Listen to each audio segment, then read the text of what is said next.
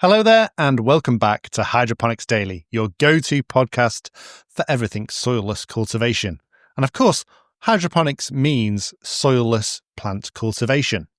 However, does the general public know that? And that is going to be the new segment I'm going to start every one of my podcasts with.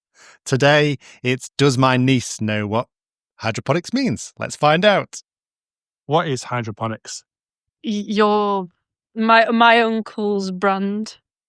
That's what hydroponics is. Yeah. It's fair to assume from that my niece does not know what hydroponics is and does not listen to my podcast. Thanks very much, Ellen. Yesterday, we talked about seed viability and vigor. And I said that there was a blog post on the Udreamer website that mentioned all the different chemicals that can improve seed germination. Well, I thought I would, rather than getting you to go and hunt that down and find it, I thought I'd go through those list of those chemicals and explain in a bit more detail what they are. So let's find the blog post. Here it is.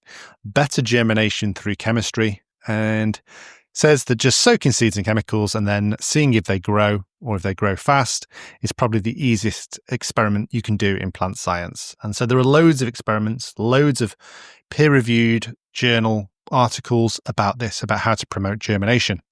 The other thing is that seeds can only do one of two things. They can either grow and germinate or die. So you don't really need expensive measuring equipment to test that. So the first thing is there are a lot of like synthetic solvents and compounds that will promote germination. Chloroform is an interesting one. That's just made up of a chlorine, carbon, and hydrogen. And you'll struggle to get chloroform really nowadays because it is used in, nefarious activities. But if you are a scientist, you might be able to get hold of some chloroform. I would imagine it probably kills the plants as well. So ethylene is another one that contains carbon and hydrogen. It's a gaseous plant hormone. It's what gets given off by bananas when they ripen.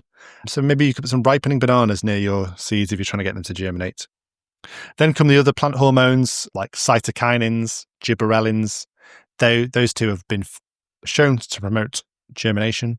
Things like ABA, abscisic acid, unlikely to promote germination. That's a germination inhibitor.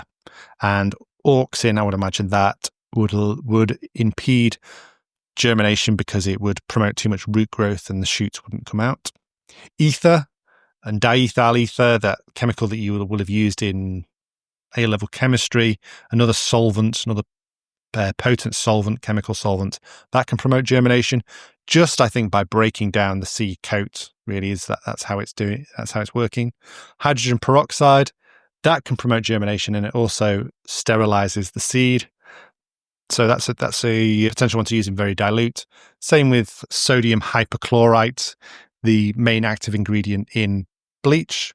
So dilute bleach you could use. Again, that's going to sterilize the seed, make sure there's no diseases on it. So that's a good one. Thiourea, that's another organic compound you're not going to come across much. It's got a bit of nitrogen in, probably working as a sterilizing agent and as a nitrogen source.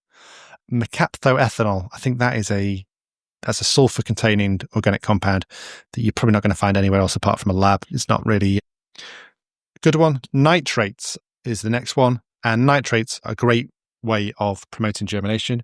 It's found in a lot of fertilizers already, but you can buy things like potassium nitrate, ammonium nitrate.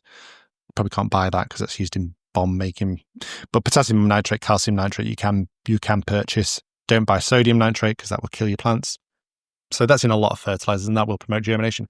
So that's why one of the reasons I advise against using the paper towel method for germination, because there's going to be no nitrates around. There can be no nutrients, which can help promote germination. Not essential for germination. That's why not people refer to it in germination, but a small amount of fertilizer does help. Too much, and you get an osmotic effect that will impede germination. So don't put too much fertilizer down.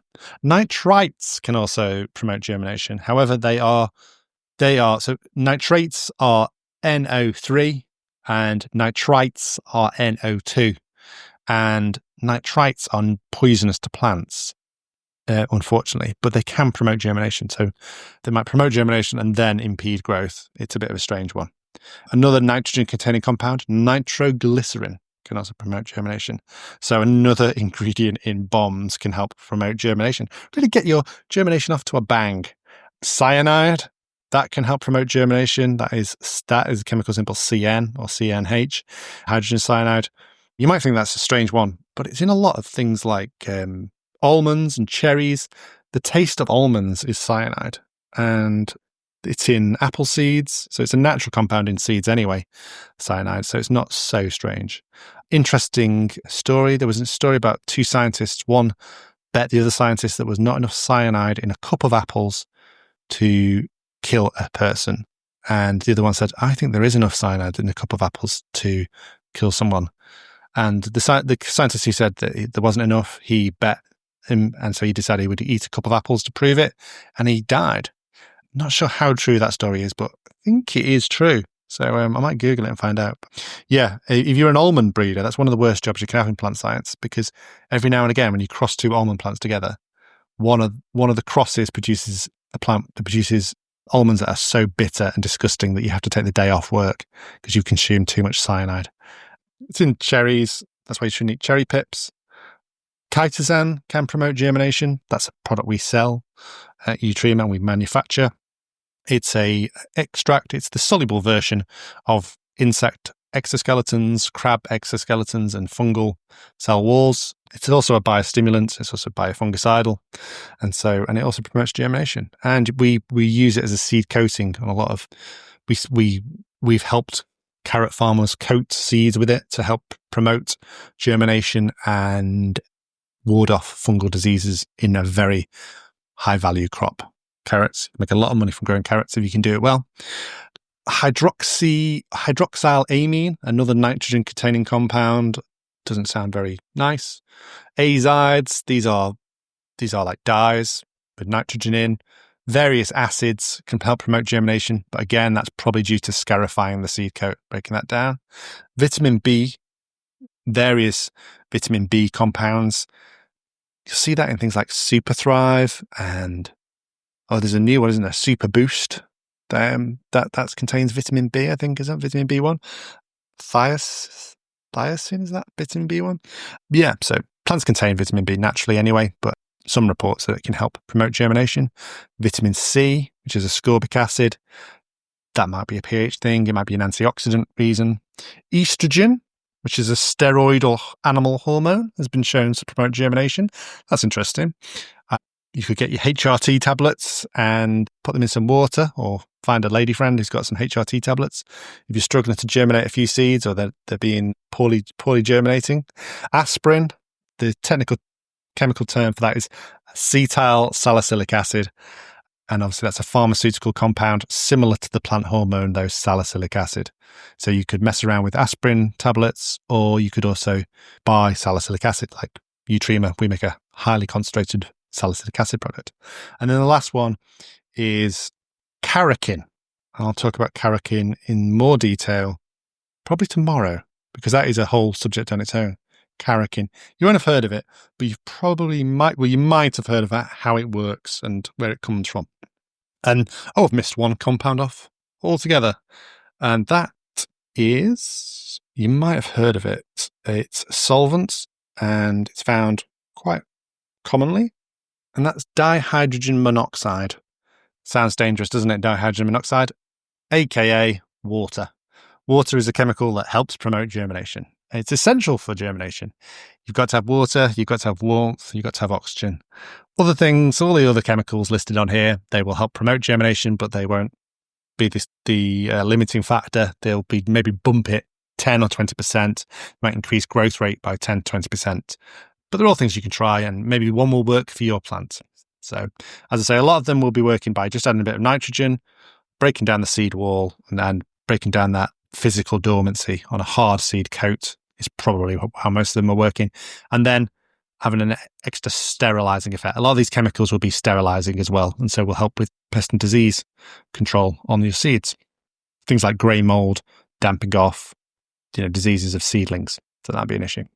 There'll also be lots of chemicals that inhibit the germination of seeds. Things like abscisic acid, as I talked about, that plant hormone, that's the stress hormone.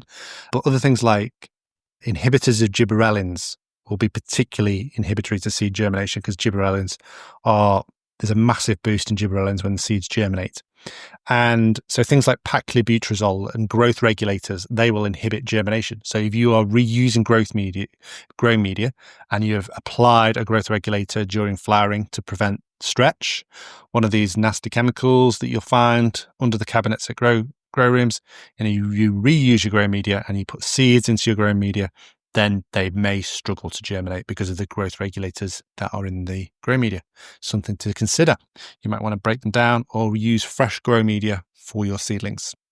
Okay, until tomorrow, we'll have another. When we'll go into carrikins, that's an exciting subject and really interesting where you can get hold of them, how you can use them to promote the germination of a wide range of species. And we'll have somebody else I'll come across tomorrow. I'll ask them, what is hydroponics? So if you listen to this and you meet me even on a daily basis, a weekly basis, a yearly basis, make sure you know what hydroponics is, because I'm going to put my phone in your face and say, what is hydroponics? And you're going to have to answer. And yeah, make sure you get it right, not like my niece today. Okay, until tomorrow, thank you very much for listening to Hydroponics Daily.